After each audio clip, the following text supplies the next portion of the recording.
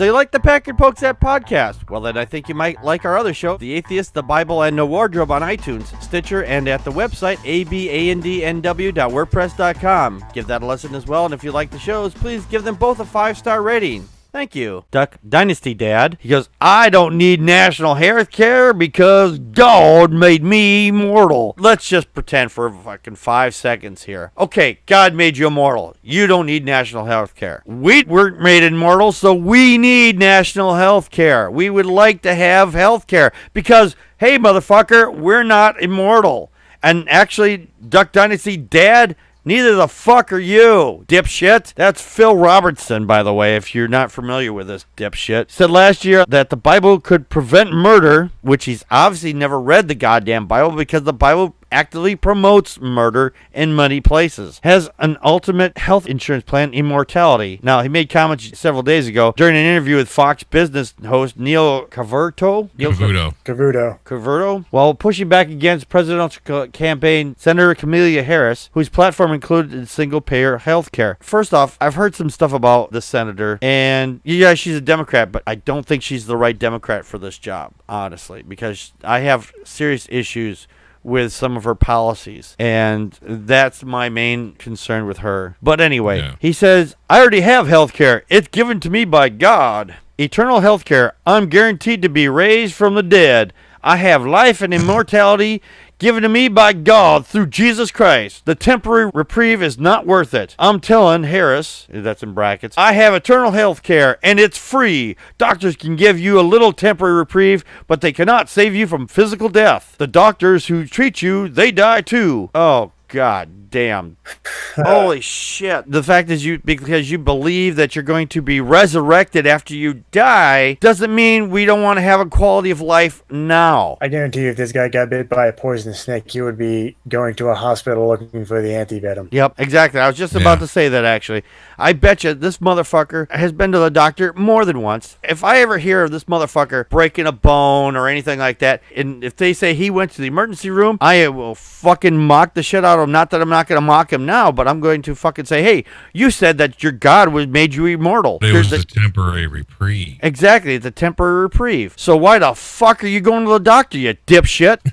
Well, that's because he wants to push his agenda to say, hey, don't anybody else go to the doctor. No one else should be healthy. Just fucking me. People, like I said, it goes back to that quote where I've said before, religion is regarded by the common people as true, and the rulers as useful. And he definitely doesn't fall in the category of being the wise. He is playing against that. And anybody who actually follows that says, hey, you don't need to go to the doctor because when you die, you're going to live forever, or you think you're going to live forever, is bullshit. Exactly. This is why people don't watch corporate media anymore, because they invite people on who, let's be honest, Phil Robertson, I highly doubt that he has a degree in political science or journalism or economics. So why is he on a business show? I don't know. Because he's religious, that's why. And Fox News likes to push a right-wing religious agenda any way they can. They know they can't fire him for it, but they will certainly play off using that kind of mentality, saying,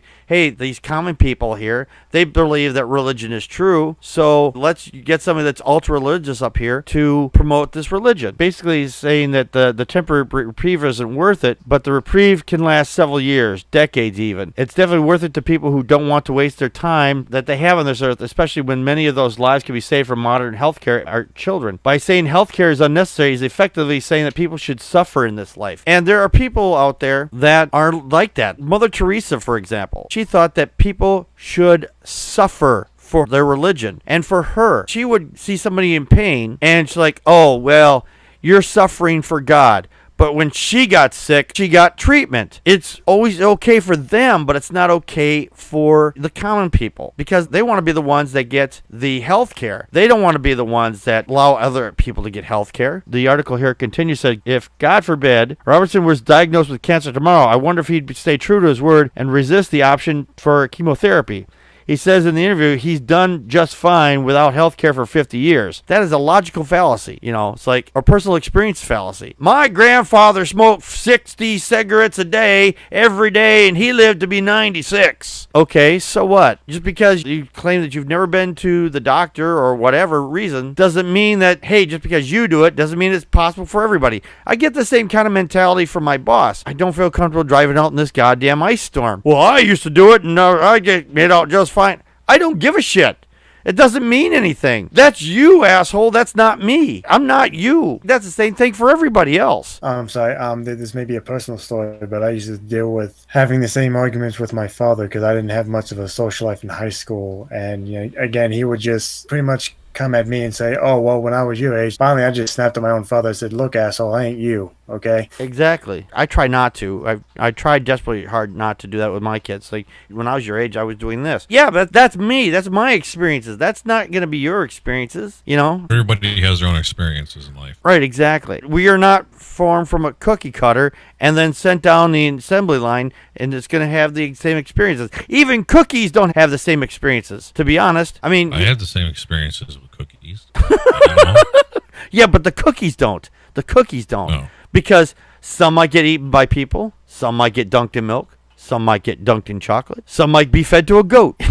Some might just end up on the highway along the side of the road, never eaten by anything else but insects. See, not every cookie gets treated exactly the same. Just like people don't get treated exactly the same. Just because the experience is going to be different, even for goddamn cookies. And just like strippers have different experiences. Right. I do like dunking my Oreos in milk, though.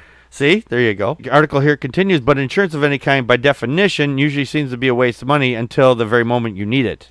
Yeah, that's pretty much it, too. So. Well, I'm sure that, that show Duck Dynasty, I'm sure those guys probably made quite a bit of money. Oh, yeah. So if they have to go to the hospital for anything, they can pay for it themselves. Oh, yeah, absolutely, yeah. And I guarantee you that they will do it. They will try to make it as quiet as possible. I bet you if any... Oh, of course. I bet you those people, they would, in their videos...